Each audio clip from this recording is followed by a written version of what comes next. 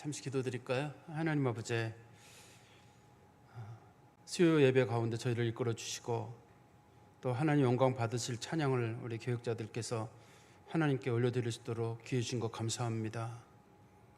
그저 하나님의 영광 바라보고 수고하는 주의 종들을 하나님 기억하시고 하나님 앞에도 존귀 여김 받지만 성도들 가운데도 존귀 여김을 받도록 그래서 우리 교육자 한 분 한 분 은혜 가운데 돌봐주시며 혹 주의 일이나 사람들로 인해 마음 상하는 일 없도록 늘 하나님 지켜주시옵소서. 또한 우리 예배에 참여한 모든 성도들도 모두 다 은혜 가운데 하나님 말씀 듣게 하시고 주의 말씀의 뜻이 무엇인지 잘 분별하는 은혜가 있도록 은총을 허락하여 주시옵소서. 예수 그리스도의 이름으로 기도하옵나이다. 아멘. 우리 오늘 읽었던 사무엘하 13장 23절부터 마지막 절까지를 통해서 압살롬의 복수라고 하는 제목으로 하나님 말씀을 전하겠습니다. 제가 한 몇 달 전쯤인가요? 뭐 한 1년쯤 됐나 모르겠는데 그때도 수요 예배 때였던 것 같은데요. 그때 제가 이 말씀을 보는 곳 그리고 말씀을 전하는 원칙을 몇 가지 말씀드린 적이 있습니다. 이제 성경 말씀을 전할 때 그 사람이 속한 뭐 교단이나 교파나 어떤 그런 전통에 따라서 성경을 보는 눈이 있어요. 가끔 여러분들이 제가 성경을 보는 걸 보면 목사님은 뭘 따지듯이 저렇게 한 글자 한 글자를 저렇게 보시지? 내가 볼 때는 저 토시 하나 별로 중요하지도 않고 저게 원어가 뭔지 뭘 중요하지도 않고 문맥도 별로 중요하지 않고 그냥 있는 그대로 그냥 은혜를 받았으면 좋겠는데 막 이렇게 따지고 들어가는 걸 있거든요. 마치 그 경찰이 뭐 사건 조사하듯이 오늘도 이제 읽어보다 보면 압살롬이 왜 죽였느냐, 암논이 어떻게 왜 끌려갔느냐, 뭐 이런 얘기들을 나누게 될 거란 말이에요. 이런 게 이제 그 제 개인적인 성향이라기보다는 이런 걸 우리가 이제 개혁주의 전통이라고 해요. 장로교의 오랜 전통으로 인해 가지고 종교 개혁 이후에 칼빈이나 그런 학자들을 따르는 사람들이 성경 말씀은 그 모든 것이 하나님의 감동으로 기록됐다는 전제를 가지고 성경 토시 하나도 1.1핵이라도 그냥 기록된 건 없다는 걸 전제로 성경 말씀을 보는 거예요. 그리고 이 말씀을 통해서 무슨 큰 은혜를 끼치려는 걸 기본 목적으로 하는 게 아니라 이 말씀 자체가 뭐를 얘기하느냐를 전달하는 데 무게를 두고 있어요. 어떤 분들은 저랑 좀 다르게 이걸 통해서 조그만 글자 하나만 나와도 여기 사랑이란 말이 나왔는데 사랑이 3번 나왔으니까 뭐 이거는 진짜 사랑을 한 뜻이다 뭐 이런 식으로 뭐 그렇게 보시는 분들 계시잖아요. 예를 들어서 우리 요한복음 21장에 보면 예수님께서 네가 나를 사랑하느냐, 사도 요한에게 또 네가 나를 사랑하느냐, 내가 주를 사랑한 주께서 아시나이다, 네가 나를 사랑한 3번 물어보시거든요. 그때 예수님께서 2번은 아가페로 물어보시고 3번째는 필레오로 물어보시니까 사람들은 이 사도 요한이 못 알아들으니까 아가페로 물어보니까 필레오로 대답했다고 막 이렇게 말씀하시는 분들 계시거든요.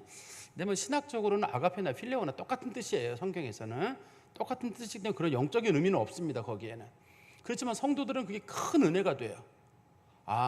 사도 요한이 예수님께서 아가페라는 영적인 의미를 모르는 건 전혀 이해를 못하시니까 예수님께서 자기를 낮추셔서 일부러 네가 나를 사랑하느냐라고 필레오라고 물어보셨다. 이렇게 이제 성도들에게 말하면 은혜가 되거든요. 또 그 선한 사마리아 사람이 그 병든 그 다친 사람 그 사람을 이제 여관에 맡겨놓고 가면서 동전 2개를 주거든요. 돈 2개를 주고 그리고 떠나게 되는데 그때도 이제 영적인 분들은 이거를 이제 신약과 구약이라는 거예요. 사람의 모든 영적인 병을 치료하는 가장 좋은 약은 신약과 구약이다. 그래서 선한 사마리아인이 예수님인데 예수님이 신구약 성경을 우리에게 주셨다. 이거는 이제 과거에 요한 크리스토톰이라고 하는 사람으로부터 시작해가지고 기독교의 오랜 전통으로 이걸 이렇게 주장하시는 분들이 꽤 많아요. 이거를. 근데 성경적인 내용만 놓고 보면은 이런 건조하게 보면 그냥 돈을 얼마 주고 간 거거든요. 자기에 있는 돈 전부를 주고 갔다. 이게 이제 성경 문맥상은 더 맞아요. 그런데 성도들의 입장에서는 영적인 해석을 막 하시는 분들을 보면 깊다. 제가 이렇게 성경을 쭉 읽을 때 성도들이 우리 목사님 똑똑하다 이렇게 볼 수는 있어요. 목사님 저거까지 알아? 대단한데 이렇게 볼 수가 있고 난 저거 몰랐는데 야 목사님이 신기한 거 보여준다 이렇게 보는 사람이 있고 그러나 그래도 목사님이 영적으로는 교회의 아무개가 영적으로 아주 깊다. 그런 이제 되게 알레고리컬한 해석이라고 하거든요. 그런 식으로 성도들이 보는 분들이 계세요. 또 어떤 분들은 자기 속에서 직관적으로 보는 분들이 계세요. 성경을 쫙 읽었는데 무슨 말 나왔다 그러면 딱 그대로 받아들이는 건데 성경 문맥상은 전혀 다른 얘기인데 그냥 그게 자기가 은혜를 받는 거예요. 이걸 소위 이제 큐티식 이해법이라 그러거든요. 큰일 날 일인데도 이래도 여기 성경 구절에 그가 죽시나가 죽으니라 그런 규절이 나왔다. 나보고 지금 나를 죽으란 얘기인가? 어디 매달리란 얘기인가? 나를 죽이란 얘기인가? 가룟 유다가 그냥 나가서 목매어다가 죽었다는 얘기인데 그걸 가지고 즉시 나가 죽으니라. 내가 지금 죽어야 되나? 이걸 이렇게 고민하도록 직관해 보니까 즉시 나가 죽으니라는 규절이 있으니까 이게 오늘 내게 주신 말씀인가? 이렇게 보는 분들이 계세요. 성경 그렇게 보면 또 안 되거든요. 종교 개혁자들은 그래서 큐티를 못하게 했었어요. 과거에 그렇게 개인적으로 성경 말씀을 직관적으로 보지 못하게 했기 때문에. 근데 오늘날에는 뭐 큐티가 아주 유행이 돼버려 가지고 그걸 이제 좀 그것도 요즘은 또 큐티가 또 이렇게 새롭게 좀 발전된 면도 있습니다만 어떻든 저는 말씀을 전할 때 기본적인 원칙이 뭐냐면 성경 말씀을 그냥 있는 대로만 전한다. 여기다 큰 은혜를 덧붙이는 게 아니라 말씀 자체가 은혜가 된다고 제가 보는 거거든요. 그래서 제가 제일 걱정되는 건 말씀 자체만 읽어도 은혜가 되는 걸 괜히 설교라는 걸 해가지고 은혜를 까먹는다 이런 생각을 할 때가 꽤 많아요. 왜냐하면 제가 성경을 쭉 읽을 때 이렇게 좋은 말씀을 내가 그대로 전해줘야지. 근데 최대한 쉽게 전해줘야지 하다 보니까 딴 얘기가 돼버릴 때가 있어요. 와, 내가 받았던 그 감동을 나중에 제가 설교를 들어볼 일이 있을 때 한 번씩 들어보면 그때 내가 받았던 그 은혜가 다 까먹고 사람 얘기만 하다 끝났나 보다 이렇게 이제 후회가 될 때 있거든요. 그래서 저는 할 수 있으면 성경을 있는 그대로만 전하는 게 저의 원칙이고, 그다음에 성경에 나와 있는 문법적인 부분 있잖아요. 그다음에 역사적인 배경 그런 것들을 잘 보는 거예요. 그다음에 최대한 인간의 심리학적인 부분은 빼는 거예요. 어떤 부분에 있어서 인간의 심리적인 부분이나 마음에 나오는 그런 생각들 있잖아요. 그런 최대한 빼고 성경에서 있는 얘기들을 전하는 겁니다. 그러다 보면 성도들에게 건조하게 들릴 수가 있어요. 와, 지난번에도 들은 거 그 얘기가 무슨 역사 강의 하나 들은 것 같고 이게 이렇게 해서 되나? 그냥 확 부드럽게 막 은혜롭게 이렇게 했으면 좋겠는데. 또 최근에는 어떤 목사님께서 설교하시는 걸 제가 유명한 이제 은퇴하신 목사님이에요. 한국교회 유명하신 분이신데 그 목사님은 설교마다 그동안에 한국교회 목사님들이 설교하는 것 중에 이제 틀린 것들 있잖아요. 그것만 계속 비판하면서 이런 교회는 교회 아니다, 가지 마라. 이런 교회는 이런 목사는 가짜 목사다. 제가 볼 때는 그 목사님 너무 연세 드셔가지고 왜 저런 짓, 죄송해요. 제 혼자 생각으로 저분이 왜 저런 짓을 하시지? 그 목사님들도 그 목사님대로 다 쓰임을 받고 하시는데 왜 다른 사람의 단점만을 일일이 캐가지고 그거를 수정하는 걸 설교의 방향으로 삼으실까? 할 수만 있으면 좀 은혜로운 얘기들하고 남을 비판하는 걸 좀 줄였으면. 저도 원칙이 누가 잘못되거나 신학적으로 이렇게 잘못된 거를 많이 알고 있는 게 있어요. 그렇지만 원칙적으로는 저는 어느 교단이나 어느 교파 혹은 뭐 어떤 신앙의 배경에 있는 분들에 대해서 될 수만 있으면 적대적인 생각을 좀 갖지 않고 그분들은 그분들대로 우리 저랑은 다른 전통이지만 하나님께서 교회를 세우시는 일에 사용됐다는 생각을 가지고 있기 때문에 우리 목사님은 왜 저걸 비판하지 않느냐 할 때 몰라서 비판하지 않는 것보다는 그 목사님을 비판할 위치에 내가 어쩌면 있지 못한다는 생각이 들기도 하고 어쩌면 그분이 나보다도 나을 수 있잖아요, 저보다. 그리고 그분이 그때 그 얘기를 하셨을 때 제가 그분의 맥락을 모를 수도 있거든요. 그래서 뭐 이해한다고 해가지고 누구를 일일이 막 신학적 잣대를 들이대고 그렇게 하는 거는 어려울 것 같아요. 그래서 혹시라도 제가 어느 교단이나 누구에 대해 비판을 최대한 자제할 때 성도들께서 웬만하면 다른 교회, 다른 목사님들 비판하지 말라는 거구나. 그리고 그냥 우리는 성경을 있는 그대로 보는 게 우리가 나아갈 바다. 혹시라도 여러분 성경을 읽으시거나 설교를 들으실 때 좀 건조한 마음이 드실 때 목사님은 저런 전통을 가지고 계시구나. 좀 여러분 이해를 해주시고 그리고 말씀을 좀 들으셨으면 하는 그런 바람이 있습니다. 우리 말씀의 앞부분을 제가 좀 설명을 드리면요. 제가 앞부분을 설명하는 이유 중에 한 가지는 저도 그동안 안 그랬었는데 한 10여 년쯤 전인가 봐요. 지금은 이제 저희 교회 안 계신 어떤 장로님께서 다른 교회로 지금 가셨는데 그 장로님께서 저한테 책을 하나 선물해 줬어요. 마틴 로이드 존스라는 사람 책을 선물해 줬는데 그게 무슨 설교의 그분 유명한 분이세요. 그분의 설교론에 보니까 그런 내용이 들어있더라고요. 성도들이 일주일 지나면 대부분 지난주의 설교 내용을 잊어버린다. 그렇기 때문에 강의 설교를 하시는 분들은 할 수만 있으면 지난주에 했던 내용들을 부분적으로나마 좀 정리를 해주고 가는 것이 좋다. 그런 면이 거기 기록이 돼 있더라고요. 그래서 저는 성경에 있어서 성경을 전할 때 원칙에 할 수만 있으면 그 전 거. 예를 들어서 사무엘하가 끝난다. 그러면 그 맨 마지막 주에는 사무엘하 전체 핵심을 한번 다시 얘기하고 지나간다든지 뭐 이런 식으로 하는 그런 게 있습니다. 바로 앞부분에서는 어떤 내용이 나오냐면 다윗이 그 압살롬의 여동생 암논을 사랑했던 장면이 기록되어 있는데요.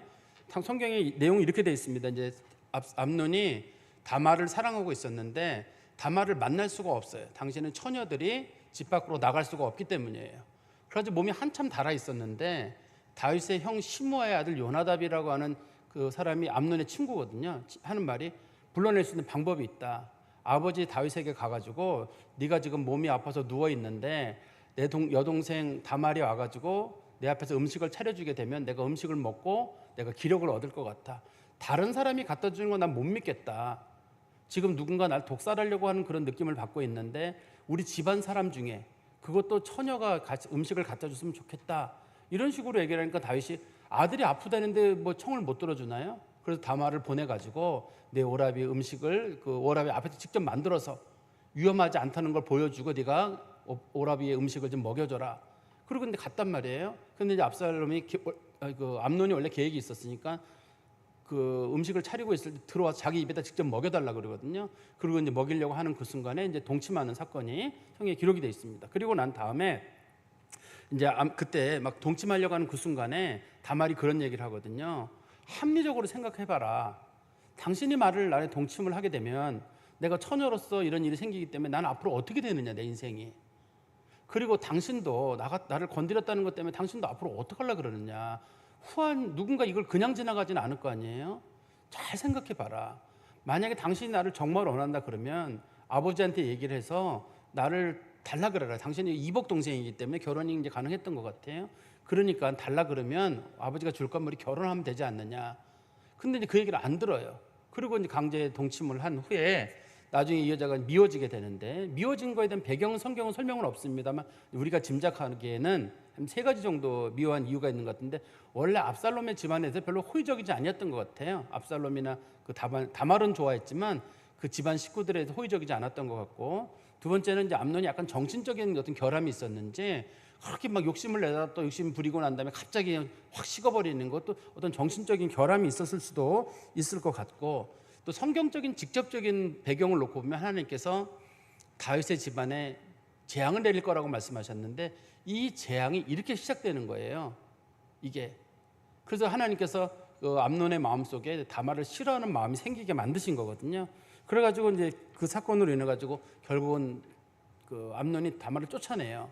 다말이 집에 가가지고 옷을 찢고 죄를 뒤집어 쓰고 막 울고 있으니까 오라비 압살롬이 물어봅니다. 무슨 일 있었느냐?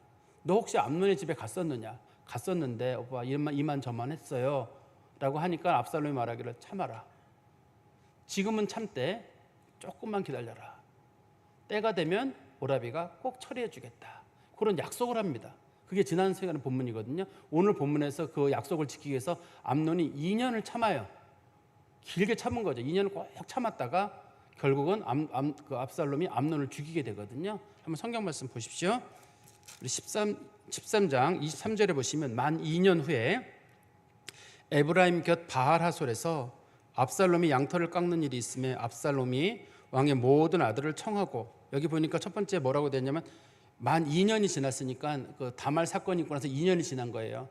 벼르고 있었습니다. 이 날을 벼르고 있었는데 이 양털 깎는 날이 즐거운 축제의 날이니까 그 축제의 날을 하긴 해야 되겠는데 털 깎는 날이 보통 1년에 한 번이거든요. 한 번이니까 지난해 했으면 암논이 눈치채서 안 올 거니까 한 해 더 기다렸다가 두 번째 해에 이 일을 처리하는 거거든요. 그 다음에 에브라임 곁 바알 하솔이라고 할 때 에브라임이라는 말은 성경에서 에브라임 지파가 있는 땅이에요. 성경에서 이 장소는 어디쯤 되냐면 에브라임 지파가 있는 곳에 베델이라고 있잖아요. 성경에 보면 베델이라고 하는 유명한 도시가 있잖아요. 베델 바로 위에 바알 하솔이라고 불려지거든요. 성경에서 하솔이라는 말의 뜻이 풀밭이라는 뜻입니다. 성경에서 뭐 바알의 풀밭이란 그런 의미를 가지고 있는데 그것도 풀밭이라는 뜻이니까 거기에 그 좋은 풀밭에 압살롬이 자기를 위한 목초지를 가지고 있던 거로 보입니다. 그리고 그날 양털 깎는 일이 있다고 할 때 우리 잘 아시는 대로 그 성경에도 보면은 다윗이 그 사울 왕을 피해서 도망 다니고 있을 때 마온 지방에 가가지고 숨어 있을 때 그때 그 나발이라고 하는 사람 집에 그 양털 깎는 일이 있어가지고 자기 부하들을 보내거든요. 부하들을 보내가지고 다윗이 부탁을 합니다. 오늘 기분 좋은 날인데 우리 부하들이 그동안 당신의 그 목동들을 지켜주는 일을 했으니 우리랑 음식을 좀 나눠 먹는 일이 있으면 좋겠다. 그렇게 부탁을 하니까 나발이 하는 말이 다윗이라는 사람이 누군데 왕을 배신하고 도망 다닌다는 놈이 있는데 혹시 그놈 다윗 아니야? 이런 식으로 얘기를 했다 다윗이 분노를 일으켜가지고 나발을 죽이려고 하는 사건이 있었거든요. 근데 결국 다윗이 죽이지는 않고 하나님이 치셔가지고 나발이 죽는 일이 있는데요. 어떻든 그런 배경을 놓고 봤을 때 당시에 우리로 말하면 추수하는 날처럼 당시에는 이 양털을 깎는 날이 아주 중요한 날이었던 것 같습니다. 그래서 그 중요한 날에 누구를 초청을 했냐면 압살롬이 왕의 모든 아들들을 청했어요. 모든 아들들을 청하라. 이게 아들을 한 명만 청하면 암논만 보내주세요. 그러면은 분명히 안 보낼 거거든요. 그러니까 왕의 모든 아들을 성경적 내용으로 보면 적어도 30명의 아들이 있거든요. 그 사람들 다 부르는 거면 뭐 누구도 의심하지 않을 거란 말이죠. 그리고 24절에 보십시오. 압살롬이 왕께 나와 말하되 이제 종에게 양털 깎는 일이 있사오니 청하건대 왕은 신하들을 데리시고 당신의 종과 함께 가사이다 하니 다윗 왕에게 사람을 보내가지고 말하기를 저희 집에 양털 깎는 일인데 왕께서 오실 때 신하들 다 데리고 오십시오. 오란 뜻인가요? 말란 뜻일까요? 오지 말란 뜻이에요. 왕이 움직이려면 신하들을 데리고 대규모의 사람들이 움직여야 되거든요. 다윗이 그 먼 데까지 어떻게 가요? 이 상황에서 업무도 있고 우리 여러분들이 저한테 부탁하는 거 똑같아요. 목사님 혹시 점심시간에 제가 식사를 차리려고 하는데 저기 저 양평 쪽에 맛있는 식사 있다는데 목사님 가실래요? 혹시 돌아오는 시간이 한 저녁 6시 7시쯤 될 텐데 시간 되시겠어요? 그러면 제가 못 가요. 그래. 아 목사님 못 가시는구나. 오란 뜻인가요? 말란 뜻인가요? 저한테 식사하러 잠깐 갔다 오는 건 몰라도 거기까지 가서 뭐 얘기하고 한다는 얘기는 결국 제가 못 간다는 걸 알 거 아니에요. 그러면서 뒤에서 이제 목사님이 오지 말라 그랬다고 이제 안 간다 그랬다고 내 식사를 거절한 게 아니라 못 가는 길에. 근데 그러면 혹시 목사님 못 가시면 부목사님 보내주시죠. 야 그러면 이제 뭐 부목사님 김민구 목사님 뭐 노목사님 데려가세요. 그러면 그분이 데려가고 싶었던 사람은 부목사님이죠. 그분들은 시간이 가능한 거니까 처음부터 김민구 목사님 보내달라 노목사님 그러면 모시고 가면 되는데 처음에는 난 목사님한테 얘기를 꺼냈다 이런 식의 지금 여기 똑같은 그런 얘기여서 그래요. 다윗이 못 가요. 다윗이 못 가니까 다윗이 혼자만 하라 그래도 못 가고 부하들 신하들 다 데리고 오라. 다윗이 못 간단 말이에요. 압살롬이 머리를 쓴 겁니다. 누구를 데려가고 싶으냐면 암논을 꼭 데려가고 싶어요. 근데 암논을 데려갈 길이 없어요. 그럼 첫 번째 뭘 부탁을 하냐면 아버지한테 부탁해가지고 아버지 이번에 올 때 신하들 다 데리고 오세요. 수십 명 데리고 오세요. 이렇게 얘기하는 거란 말이에요. 다윗이 못 간다. 그러니까 성경 말씀 보십시오. 25절에 왕이 압살롬에게 이르되 아니라 내 아들아 이제 우리가 다 갈 것 없다. 내게 누를 끼칠까 하노라 하니라. 많은 사람이 가면 누를 끼치게 되겠죠. 압살롬이 그에게 간청하였으나 그가 가지 아니하고 그에게 복을 비는지라. 못 간다 미안하다. 그래서 하나님이 내게 복을 주길 바란다라고 하니까 압살롬이 그냥 넘어가지 않죠. 26절에 보시죠. 압살롬이 이르되 그렇게 하지 아니하시려거든 만약에 아버지가 못 오신다면 청하건대 내 형 암논이 우리와 함께 가게 하소서. 형 보내주세요. 어떻든 형이 현재 직위상으로는 왕세자거든요. 나라의 그래도 가장 중요한 왕 다음에 왕세자고 우리 집안에서 가장 중요한 인물인데 그래도 형이 오셔서 이 일을 하신다 그러면 참 큰 은혜가 될 것 같습니다. 근데 다윗이 알아요. 압살롬이 흉계를 꾸민다는 걸 알고 있거든요. 보십시오. 내 형 암논이 우리와 함께 가게 하옵소서. 왕이 그에게 이르되 그가 너와 함께 갈 것이 무엇이냐. 암논이 갈 이유는 없지. 왜 굳이 암논을 부르느냐. 눈치를 채고 있는 거예요. 눈치를 채고 있는데 압살롬도 이거 알고 있거든요. 이제 거절할 걸 알아요. 왜냐하면 둘이 관계를 알기 때문에. 분명히 거절할 걸 아니까 압살롬이 어떻게 얘기를 하냐면 27절에 보십시오. 압살롬이 간청하며 왕이 암논과 왕의 모든 아들을 그와 함께 그에게 보내니라. 계속 압살롬이 아버지 좀 보내주세요. 형을 보내주세요. 그러니까 다윗이 그러면 형 혼자 데려가지 말고 왕자들 다 데리고 가라. 지금 가면 분명히 압살롬의 성격상 무슨 일을 벌일 것 같거든요. 근데 왕자들 수십 명을 같이 보내면 설마 이놈이 무슨 일을 저지르겠는가 하는 생각이 있는 거예요. 또 우리 처음에도 보면은 23절에도 보시면 압살롬이 모든 왕의 아들들을 청했다고 되어 있잖아요. 모든 아들을 청했으니까 압살롬의 청도 들어줄 겸 해서 모든 사람들을 같이 보내는 겁니다. 28절입니다. 압살롬이 이미 그의 종들에게 명령하여 이르기를, 압살롬은 이미 이걸 다 계획을 한 거거든요. 그래서 종들에게 명령하여 이르기를, 너희는 이제 암논의 마음이 술로 즐거워할 때를 자세히 보다가, 암논이 술에 취해서 천지 구분을 못할 때, 그런 뜻입니다. 이게 즐거워한다는 말의 뜻이, 술에 취해서 천지 구분을 못할 때 내가 너희에게 암논을 치라 하거든 그를 죽이라. 암논을 죽이라고 얘기를 한 거예요. 그리고 나서 부하들이 두려워할 거 아닙니까? 두려워하지 말라. 내가 너희에게 명령한 것이 아니냐. 너희는 담대히 용기를 내라 한지라. 이게 압살롬이 암논을 죽이는 문제는 이 나라로 봤을 때 내란입니다. 반역행위입니다. 이게 이 압살롬만 죽는 게 아니라 그 부하들도 다 죽게 됩니다. 이 일에 연루되면 부하들은 이 일을 알기 때문에 못 죽입니다. 원칙적으로는. 근데 압살롬이 내가 책임질게. 압살롬이 책임을 못 집니다. 이 사람들을 책임을 못 져. 성경적 내용은 없습니다만 압살롬이 혼자 도망을 가게 돼서 이 부하들은 결국은 죽습니다. 전부 다 이 일에 연루된 사람들은 전부 처형을 당할 거거든요. 다윗이 반드시 죽일 거예요. 그런데도 불구하고 이 부하들이 달려든 이유는 부하들은 이게 쿠데타로 봤을 거예요. 이 압살롬이 쿠데타를 일으키는 거로 봤을 겁니다. 여러분 성경에 보시면 그 암논이 큰 아들이고 두 번째 아들 이름이 혹시 아세요? 그 아비가일의 아들 이름 다니엘이 두 번째 아들이에요. 세 번째가 압살롬인데 그 다니엘이라는 이름은 성경에 그 등장도 안 하고 이런 중요한 일에 등장을 안 하거든요. 왜 그러냐면 그 아비가일이 다른 사람과 결혼했던 사람이에요. 재혼하는 여자거든요. 그래서 그 아들에게는 특별한 어떤 그런 성경적인 분깃 같은 걸 안 줘요. 자기 순수하게 처녀에서 결혼했던 사람하고 다른 사람하고 결혼했던 여자하고 구분을 하고 있는 거예요, 다윗이요. 그래서 그 아들은 특별한 그 권한이 없습니다. 정상적으로 왕위를 물려받는 것이 암논이 죽으면 자연스럽게 누가 그 권력을 이어받을 거냐면 압살롬이 이어받을 거예요. 그리고 이 쿠데타가 성공할 가능성이 상당히 높은 게 뭐냐면 암논이 다말을 죽였는데도 다윗이 암논을 벌하지를 못했어요. 아들이라고. 근데 이제 만약에 여기서 실패를 한다고 하더라도 다윗이 압살롬 끌어다가 죽이라고 하겠어요? 여러분 어떠세요? 다윗이 성격이 되게 유한 사람입니다. 성경에서 오늘 본문에도 보면은 다윗이 성격이 유해가지고 압살롬을 처리하지 못했기 때문에, 아들이기 때문에 처리를 못한 거예요. 아버지의 부정 때문에 아버지의 정으로 처리를 못했기 때문에 나중에 수많은 국민들이 죽게 됩니다. 이 사건으로 인해서 이게 엄청난 큰 사건이 되거든요. 이스라엘의 가장 큰 내란 사건이 되거든요. 이게 그 사건의 단초가 제공되는데 그거를 압살롬이 알아요. 아버지는 어차피 나를 못 죽인다. 자기는 안 죽어요.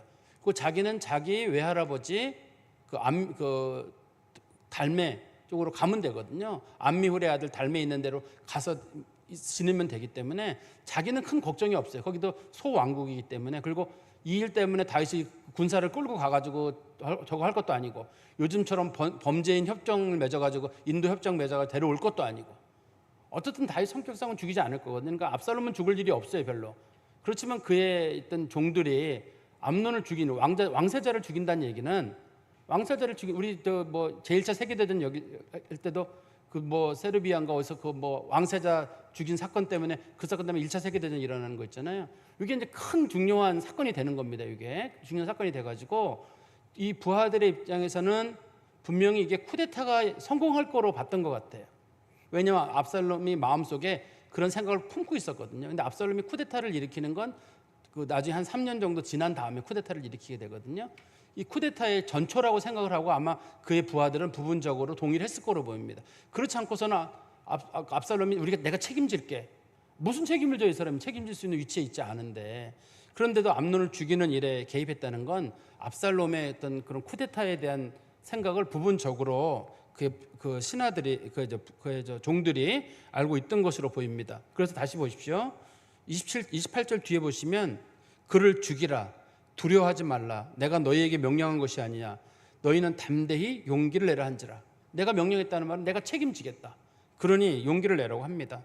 그리고 29절에 압살롬의 종들이 압살롬의 명령대로 암논에게 행하매 왕의 모든 아들들이 일어나 각기 노새를 타고 도망하니라. 근데 이제 처음에 다윗이 보낼 때는 다른 아들들을 같이 보냈으니까 같은 다윗 그 아들들이 도와줄 줄 알았거든요. 이 일을 설마 수십 명이 갔는데 그 중에서 암논에게 해코지를 할까? 그러지는 못할 거라 생각했는데 사람은 이렇게 여럿이 갔을 경우에 위기에 처음 도망가거든요. 자기 생명 하나 취하려고 하는 게 있고, 자기 생명 하나 살리려는 마음이 있고 도망갈 거라는 걸 압살롬은 알았던 것 같아요. 왜냐하면 여기 지금 바알 하솔이라고 하는 곳에는 압살롬의 땅이거든요. 여기 압살롬의 부하들이 많아요. 여기서 괜히 왕자들이 어영부영했다가는 자기들도 해코지를 당한다. 왜냐하면 자기들 앞에서 압살롬이 죽는 거 봤는데 거기서 야 덤벼라 싸우자 이렇게 하기는 어려울 거거든요. 그러니까 그런 마음들을 잘 알고 있었던 것으로 보입니다. 어떻든 간에 이런 사건이 문제가 된 것은 암논이 문제를 제기했기 때문에 그 문제를 제공한 사람은 암논이에요. 그렇지만 압살롬도 그 사건이 있다고 해가지고 형을 죽이는 일을 과연 해야 됐느냐? 그거는 또 이건 살인이잖아요. 그거는 동생 문제는 그거는 이제 간음죄에 속하는 거지만 이 살인죄도 그 살인죄는 훨씬 죄가 무겁거든요. 근데 이것을 지는 게 과연 정당한 것이냐? 근데 압살롬의 입장에서는 어떤 생각이냐면 내 동생을 괴롭혔으면 나는 반드시 몇 배로 갚는다. 성경에서는 원칙이 있잖아요. 이는 이로 눈은 눈으로 뭐 이런 거 원칙이 있잖아요. 그러면 암논에게 가지고 여기서는 뭐 이는 이로 원칙이 없으니까 그래도 나름대로 뭐 어필을 한다든지 화를 낸다든지 그걸 왜 그랬냐 이런 식의 얘기는 가능하지만 성경적인 내용으로 봤을 때 압살롬이 그거에 대한 정당성은 없어요.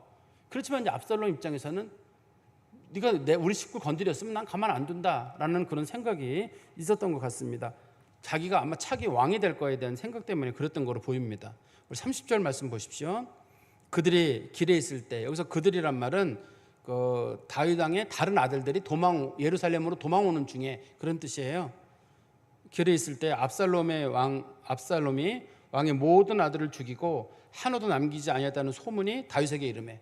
이 지금 왕자들이 노새를 타고 예루살렘으로 부지런히 가는데 소문이 얼마나 빠른지 소문이 먼저 도착해요, 예루살렘에. 그럼 이 소문을 낸 사람들이 누굴까? 우리가 이제 짐작할 수 있는 것은 다윗이 왕자들을 보낼 때 분명히 시종들을 보냈을 거거든요. 그 시종들 중에 누군가가 일이 일어났을 때 다윗에게 즉시 알려야 되는 책임을 가지고 있었던 사람들이 있었을 것 같아요. 그런 사람이 하나가 있고, 두 번째는 좀 정치적인 차원에서 보면 압살롬이 쿠데타를 일으켜야 되는 그런 차원에서는 사람들을 보내가지고 왕자들 다 죽었다, 이제 어떡할 거냐, 이런 식으로 나올 수 있는 상황이 있어요. 왜냐하면 그럼 예루살렘이 혼란에 빠질 거거든요. 혼란에 사람들을 빠지게 하기 위해서 일부러 거짓 정보를 흘렸을 수도 있습니다. 성경적인 내용은 둘 다 가능한데 이 성경적인 내용 중에 이 직접적인 내용만 놓고 보면 다윗이 보낸 시종들 중에 하나, 뭐 이제 정보를 감당할 만한 사람들, 그 사람들이 이 얘기를 다윗에게 전한 거로 보입니다. 그래서 모든 아들이 죽었다라는 게 다윗에게 알려지게 되거든요. 31절입니다. 왕이 곧 일어나서 자기의 옷을 찢고 땅에 드러눕고 그의 신하들도 다 옷을 찢고 모셔선지라. 다윗이 지금 극단적인 슬픔을 보이게 되죠. 옷을 찢고 드러눕고 땅에 드러누워가지고 막 이 굴르고 저를 굴르는 거예요. 어떤 사람들이 이렇게 생각하더라고요. 옛날에 왕들은 뭐 부인들이 워낙 많고 그래가지고 자식들에 대해서 사랑이 없었던 거로 보인다 했는데 다윗은 특별히 이 자녀들의 수많은 자녀들을 다 똑같이 사랑했던 것처럼 보여요. 부인이 여러 명이고 왕자 여러 명이고 그런 거랑 별개로 자녀들이 똑같이 사랑을 했는데 그 자녀들이 수십 명이 한 번에 다 죽었다고 하는 거니까 한 명이 죽었다고, 암논이 죽었다고 해도 다윗이 견디기 어려운데 수십 명의 자녀들이 다 죽었다고 한다 그러면 다윗이 이걸 뭐 정상적으로 정신을 차릴 수 못할 거거든요. 다윗이 그것 때문에 지금 옷을 찢고 땅에 드러눕고 그의 신하들도 다 옷을 찢고 모셔선지라. 그의 신하들도 다윗을 슬픔에 동조한다는 마음으로 같이 옷을 찢고 다윗 옆에 섰는데요. 32절입니다. 다윗의 형 시므의 아들 요나답. 요 요나답이 누구냐면 제가 아까 처음에 말씀드린 대로 이 다말을 꼬셔가지고 동침하고 하는 그런 방법의 아이디어를 제공했던 사람이에요. 그 사람이 뭐라고 얘기를 했냐면 32절 다시 보시면 다윗의 형 시므의 아들 요나답이 아뢰어 이르되 내 주여 젊은 왕자들이 다 죽임을 당한 줄로 생각하지 마옵소서. 오직 암논만 죽었으리이다. 그가 압살롬의 누이 다말을 욕되게 한 날부터 압살롬이 결심한 것이니이다. 이 압살롬이 친구거든요. 요나답이 친구인데 요나답은 알고 있었어요. 어느 날 때가 되면 압살롬이 암논을 죽일 것이다. 그게 어떤 방법으로 이루어질지 모르지만 어느 날 때가 되면 반드시 압살롬이 죽일 것이다 라는 걸 알고 있었어요. 근데 이게 누구의 친구냐면 암논의 친구예요. 친구가 죽었는데 임금님 걱정하지 마십시오. 암논만 죽었을 것이고 다른 왕자님들은 다 살아있을 겁니다. 그 얘기는 무슨 말이냐면 암논은 과거에 자기가 지은 죄가 있기 때문에 죽어도 싸지만 나머지 아들들은 죽지 않았을 겁니다. 이런 식의 얘기를 꺼내는 겁니다. 그리고 보십시오. 33절에 그러하온즉 내 주 왕이여 왕자들이 다 죽은 줄로 생각하여 상심하지 마옵소서. 오직 암논만 죽었으리다 하니라. 너무 슬퍼하지 마세요. 한 명만 죽었을 거예요. 혹시 여러분들 중에 이제 여러분들 자녀가 여럿인데 제가 자녀 애들이 셋이거든요. 셋인데 애들 셋이 교통사고로 큰 사고를 났다는 정보를 제가 접했는데 누군가가 가지고 목사님 걱정하지 마세요. 큰아들만 죽었어요. 둘은 살아있어요. 걱정하지 마세요. 그러면 제가 다행이다. 둘은 살아서 다행이다. 이렇게 할까요? 아니면 하나 죽은 걸 슬퍼할까요? 이게 지금 우리가 이 성경 말씀을 보다 보면 요나답이라고 하는 사람의 특별한 성격을 우리가 알 수 있게 돼요. 이 사람이 그 좀 성격의 강팍함이라고 해야 될까? 다윗에 대한 공감이 없죠. 정상적이면 그런 얘기를 전해가지고 걱정할 게 없다는 얘기보다는 다 죽었는데 아마 암논만 죽었을 겁니다. 상황은 이렇습니다. 이 정도 얘기해야 되는데 이 사람의 말투를 보면 걱정하지 마라, 상심하지 말라. 암논은 자기가 죄한 죄로 자기가 죽은 것뿐이다. 이런 식으로 지금 얘기를 하는 거거든요. 34절에 보십시오. 이에 압살롬은 도망하니라. 압살롬은 자기가 나름대로 쿠데타가 성공을 했든 실패했든 간에 자기는 일차적으로 도망가는 게 좋아요. 왜 그러냐면 도망을 가잖아요. 현재 그 암논이 왕이 서열순위 1위였거든요. 다니엘은 질병에 걸렸는지 아니면 그 부인의 그 어머니 그 아비가일이 그 좀 다른 사람의 아내였던 것 때문에 그 왕세자가 되기 어렵거든요. 어쨌든 자기가 왕세자 수인이 1위예요. 자기가 잠깐이나마 저 외가댁에 가서 시간을 보내다가 오면 성격상 다윗이 자기를 찾을 거예요. 왜냐하면 아들 죽은 문제지만 왕이 서열의 문제에 있어서 압살롬은 찾을 거거든요. 오늘 본문의 끝에 보면 나오잖아요. 다윗이 압살롬을 찾는 걸 알고 있고 그 다음에 14장에 가면 다윗이 너무 압살롬을 보고 싶어 하니까 요압이 그 술을 써가지고 다윗왕의 마음을 알아가지고 그러면 압살롬 데려오시죠. 그래서 압살롬을 데려오거든요. 그게 나중에 더 큰 문제가 됩니다만 어떻든 35절에 보시죠. 34절에 이 압살롬이 도망하니라 파수하는 청년이 눈을 들어보니 보아라 뒷산 언덕길로 여러 사람이 오는도다. 그 예루살렘 가까운 산 뒤쪽에 아마 성경에서 말하는 겟세마네 동산이 있는데 그쪽에 산이 거로 보입니다.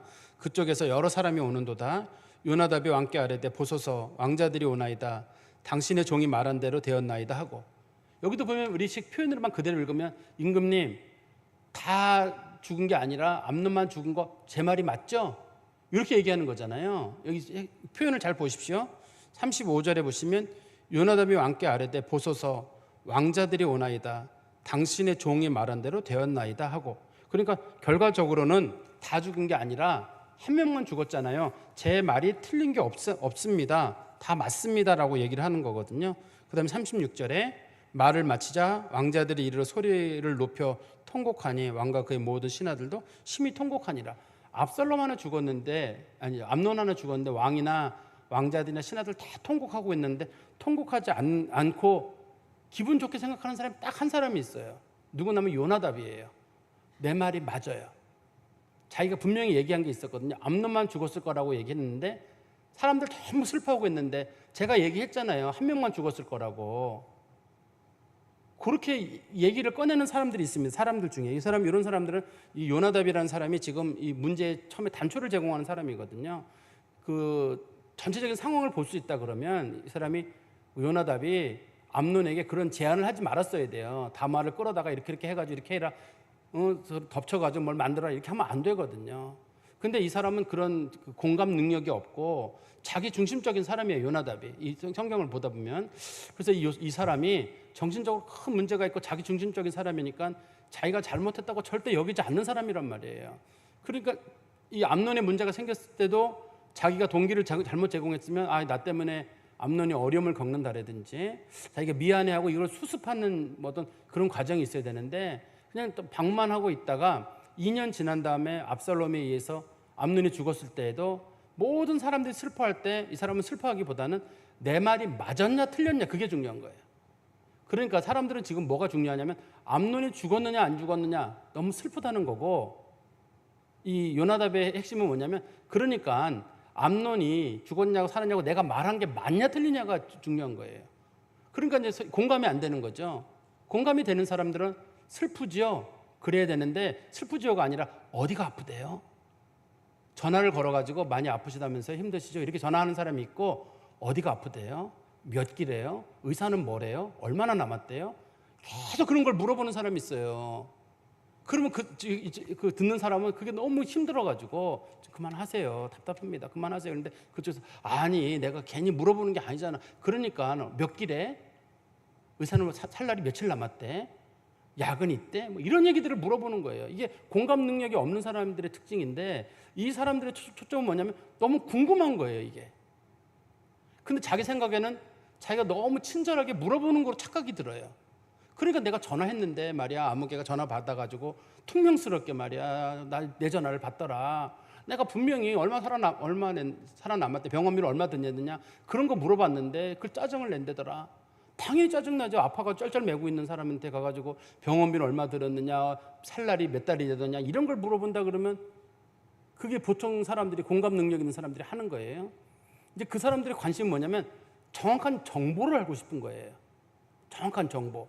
그러니까 이제 누가 저한테, 목사님, 제가 이제 성도님들한테 기도 제목을 내놓을 때 아무개가 아프답니다. 그러면 누가 이제 얘를 전화를 걸어가지고, 목사님, 그분이 그러니까 몇 기래요, 정확하게? 잘 몰라요. 그래도 대충 기수는 아실 거 아니에요, 목사님은. 잘 모르겠는데. 그래도 목사님 기수 좀 얘기해 주시죠. 몇 기인지. 모른다고 그래도 끝까지 그 기수를 물어보는 사람들이 있다든지, 살 날이 몇 달 남았대요. 내가 어떻게 알아요, 그거를. 그걸 또 제가 안다고 얘기를 하겠어요?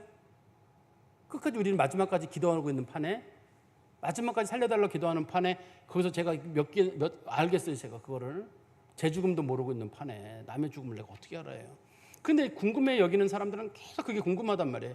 지금 이 요나답이라고 하는 사람이 그런 부류에 속하는 사람이라는 거예요. 친구란 말이에요. 근데 지금 압살롬이 죽었으면 다윗이 슬퍼하고 친구가 슬퍼해야 되잖아요. 슬퍼해야 되는데 지금 보면은 이 요나답이라고 하는 슬퍼하기보다는 내 말이 맞았느냐 틀렸느냐. 그러니까 왕한테 정확하게 얘기를 하는 거예요. 그러니까 제가 말하기를 암논만 죽었다고 했죠? 맞죠? 틀리지 않죠? 자기가 똑똑하다는 얘기 확인한 것만으로 그거로 이제 만족을 하려고 하는 사람의 부류가 아닌가. 이런 사람들이 아마 좀 공감 능력이 부족하고 자기 의견을 밝히는데 좀 무게가 두고 있는 사람이 아닌가. 이런 사람들 우리 주변에 꽤 있을 수가 있어요. 우리 주변에 이런 사람들이 있을 수가 있거든요. 꽤 많아요. 제 생각에도 한 10명 중에 1명쯤은 있지 않을까 생각이 들어요. 공감 능력이 좀 떨어지고 점점 우리가 또 마음이 강팍해지면서 전반적으로 공감 능력이 좀 많이 떨어지는 것 같아요. 사람들에 대해서 그런 지나친 호기심을 갖는 것 같습니다. 37절 말씀 보십시오. 압살롬은 도망하여 구스랑 암미훌의 아들 달메에게로 갔고, 그 압살롬의 어머니 이름이 마아가인데 마아가가 구스랑 암미훌의 아들 달메의 딸 마아가예요. 그러니까 다윗의 부인들 중에 유일하게 왕족은 요 사람 하나예요. 압살롬이 가족이 유일한 왕족이거든요. 그래서 아마 암논과의 관계가 안 좋았을 수도 있습니다. 근데 여기가 어디에 있는 지역이냐면, 성경적인 지도를 혹시 여러분들이 그릴지 모르겠는데 성경의 지도를 보시면 요단강 쭉 맨 꼭대기에 올라가면 갈릴리 호수가 있거든요. 갈릴리 호수 동쪽 지역을 우리가 바산이라고 불러요. 바산이라고 부르고, 그 아랫부분은 길르앗 야베스라고 부릅니다. 길르앗이라고 불러요. 그러니까 지금 요르단 지역 있잖아요. 지금 요르단 지역, 요단강 건너편 지역, 요르단 지역을, 위쪽 지역은 뭐 암몬이라는 나라가 있고, 그 아래쪽에, 암몬 아래쪽에 구술이라고 하는 나라가 있어요. 거기에.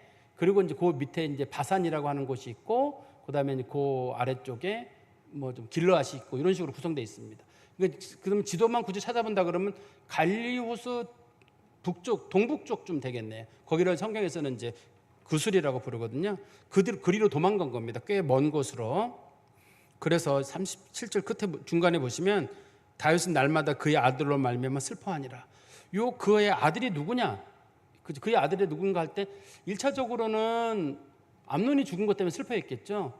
두 번째는 어떻든 셋째 아들이 잘못은 했습니다만, 셋째 아들이 지금 딴 나라로 지금 망명에 가 있는데, 이것도 이게 집안 내에서 지금 존속 살해가 일어난 일이잖아요. 제가 과거에 읽었던 책 중에 그 유품 정리사라는 책이 있어요. 어떤 사람이 죽은 사람들의 유품을 정리하는데, 유품 정리사들은 주로 누구로부터 그 유품 정리에 대한 요청을 받냐면 주로 경찰로부터 유품 정리를 정리해달라는 걸 받아요. 그러면 주로 누구냐면 이제 독거하시는 분들이 많습니다. 홀로 계신 분들 중에 많은데, 독거하시는 분 중에 많이 돌아가시는 분들이 50대 남자들이에요. 일반적으로 제일 많이 돌아가시는 분들이. 그런 분들이 돌아가시게 되면 수습하는 사람이 없어요. 아무도 안 와요. 그러면 이제 경찰이 여기 연락을 하다 안 오면 경찰이나 국가에서 비용을 대고 그 시신이 보통 한 달 만에 발견되는 일이 많거든요.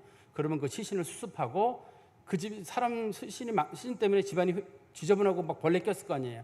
그거 다 벽지 떼어내고 소독하고 다시 다 정리하고, 그다음에 그 사람들 물건들은 골라가지고 어떤 가족들이 원한다 그러면 보내주고.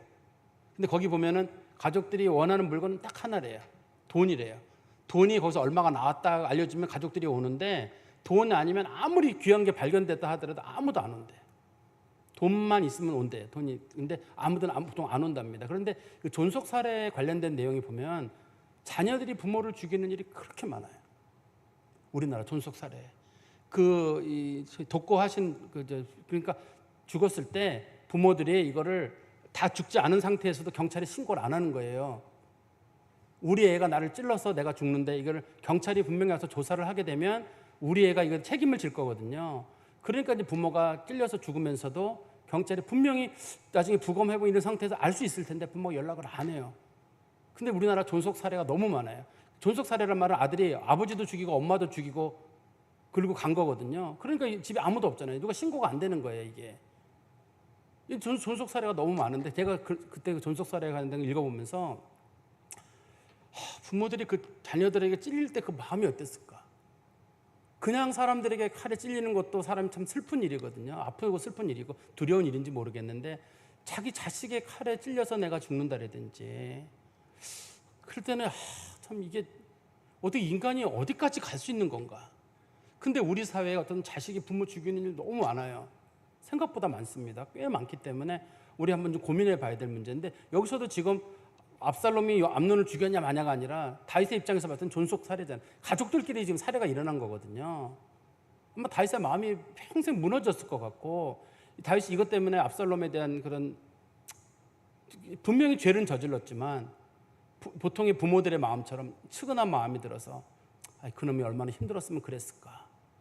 우리가 아까 제가 말씀드린 자녀들이, 부모가 자녀 죽일 때 보면은 그 부모들이 그 아들 핏자국 있잖아요. 다 닦는데요. 혹시라도 아들 핏자국이 아들이 찔르다가 됐을까봐 그 칼에 맞아 쓰러져 가면서도 물걸레 짜다가 엄마들 같은 경우는 아들 핏자국을 다 닦는데 증거 없애주고 간대요, 일반적으로. 그렇게까지 보통 하는 게 부모의 마음인데, 이런 경우도 아마 다윗도 그렇게 아들 살해를 일어났습니다만 아들을 덮어주고 싶은 마음이 있지 않았을까 하는 생각이 듭니다. 38절 말씀 보시면, 압살롬이 도망하여 구슬로 가서 거기에 산 지 3년이라. 다윗 왕의 마음이 압살롬을 향하여 간절하니 암논은 이미 죽었으므로 왕이 위로를 받았습니다.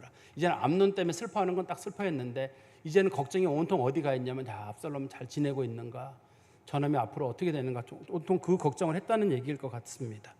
제가 말씀을 정리해서 말씀드리면, 압살롬은 자기 동생 그 다말이 암논에게 이렇게 겁탈을 당했다는 이유로 지금 죽인 거거든요. 암논을 죽인 건데, 이렇게 죽여서 압살롬에게 무슨 이익이 있나요? 누가 나에게 해코지를 했다고 내가 그걸 갚아요?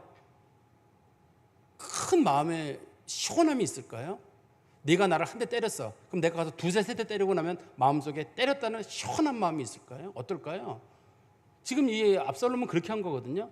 내가 우리 가족을 괴롭혔으면 나는 반드시 갚겠다. 그래서 갚았다고 쳐요. 갚고 난 다음에 그 마음속에 뿌듯함이 밀려가지고 내가 큰 일을 처리했다, 그런 마음이 들까요? 이 보복하는 사람들의 이 마음이 자신의 인생을 파괴하는 게 아닐까요? 지난 2년 동안 계속 고민했을 거 아니에요. 어떻게 죽일까, 저놈을. 그 다음에 이제 자기도 이제 죽이고 났으니까 자기도 또 그럴 거 아니에요? 자기도 그런 일에 또 연루가 될 건데 말이에요. 우리가 사람들에게 이렇게 좀 미워하는 마음을 갖고 그런 마음을 갖다 보면 결국 그게 자기를 파괴하는 일 아닐까요? 그렇게 보복해서 뭐가 좋은가요? 근데 우리가 크게는 이런 식의 보복이 있을 수 있지만, 작은 일에도 보면 누가 나 조금 서운하게 했다, 그러면 내가 가만 안 둔다, 뭐 나를 그러면 뭐 이런 식으로 보통 사람들이 나올 때 많이 있거든요. 그래서 그게 뭐가 좋은 일인지, 우리가 그런 것 때문에 너무 많은 것들을 희생하는 것 같아요. 시간을 희생하고, 지금 압살롬도 암논 하나 죽이는 것 때문에 희생하고 결국은 자기 인생도 망가지게 되는데요. 왕조까지도 그냥 흔들릴 정도로 망가뜨리는 일을 범하게 되는데, 과연 그런 일을 하는 게 필요한가? 예수님의 방법이 사람들이 볼 때는 아주 미련해 보여요. 예수님은 말하면 뭐냐면 용서해라, 사랑해라, 덮어줘라. 네 동생 일은 동생 일이고 덮어줘라. 그럼 우리 입장에서는 아니 그걸 어떻게 덮어줍니까? 그럼 가서 죽여라. 그러면 시원한 문제인가 이게요? 예수님은 용서하라고 덮어주라고 계속 얘기하는데 예수님의 방법이 더 지혜로운 방법이 아닐까요? 우리 성경 말씀 하나 보시고 맞출까요? 로마서 12장 17절부터 21절입니다. 로마서 12장 17절에서 21절. 아무에게도 악을 악으로 갚지 말고 모든 사람 앞에서 선한 일을 도모하라. 할 수 있거든 너희로서는 모든 사람과 더불어 화목하라. 내 사랑하는 자들아, 너희가 친히 원수를 갚지 말고 하나님의 진노하심에 맡기라. 기록되었을 때 원수 갚는 것이 내게 있으니 내가 갚으리라고 주께서 말씀하시니라. 내 원수가 줄이거든 먹이고 목마르거든 마시게 하라. 그리함으로 내가 숯불을 그 머리에 쌓아 놓으리라. 악에게 지지 말고 선으로 악을 이기라. 압살롬은 결국은 악에게 졌거든요. 악에게 져가지고 큰 끝에 좋지 않은 모습을 남기게 되거든요. 우리들도 이렇게 큰 사건이 아니라 할지라도 작은 일에 있어서도 막 누구랑 원수지고 내가 용서하지 않는다, 서운한 마음 있지 않는다. 사실 사람들의 관계가 틀어지는 건 작은 서운함이에요. 작은 서운함이거든요. 그렇지만 그런 것들, 그게 뭐 우리 인생이 좀 서운하면 어때요? 그냥 지나가면 될 일인데. 성경에서는 원수 사랑하라는데 원수 사랑하는 것도 아니고 웬만하면 지나갈 일인데 사람들이 그 서운함 때문에 분노를 일으키고 분노 때문에 서로 논쟁이 오가고 언쟁이 크다 보면 싸움이 되고 그것 때문에 갈라서기도 하고 서로 치고받고 죽이기도 하고, 참 그거는 미련한 방법이 아닐까. 예수님이 주신 그 방법을 우리가 좀 마음에 담아서 할 수만 있으면 용서하고 덮어가는 성도 되시기를 간절히 소망합니다. 기도하겠습니다. 하나님 아버지, 오늘 주의 말씀을 저희들이 살펴보게 하신 것 참으로 감사합니다. 혹시 저희들도 오늘 말씀에 나와 있는 압살롬처럼 나에게 조금이라도 피해를 주는 사람들을 미워하고 해코지를 하고 싶어하고 내가 받은 것의 몇 배를 갚아주고 싶어하는 그런 악한 마음이 저희들에게 있는 것이 아닌가 생각해 봅니다. 주께서 말씀하시기를 원수 갚는 것이 내게 있으니 내가 갚으리라고 말씀하시고 하나님께 모든 것을 맡기라고 했는데, 우리가 그러지 못함으로 우리가 악을 제거한다는 마음으로 또 다른 악을 저지르는 것이 아닌가 저희 자신을 돌아봅니다. 혹 서운한 일이 있었더라도 다 잊게 하시고 용서하게 하시고 모든 것들은 하나님께서 하실 줄 믿고 하나님의 맡김 가운데 두고 기다리는 은혜로운 성도들이 되게 하여 주시옵소서. 예수 그리스도의 이름으로 기도하옵나이다. 아멘.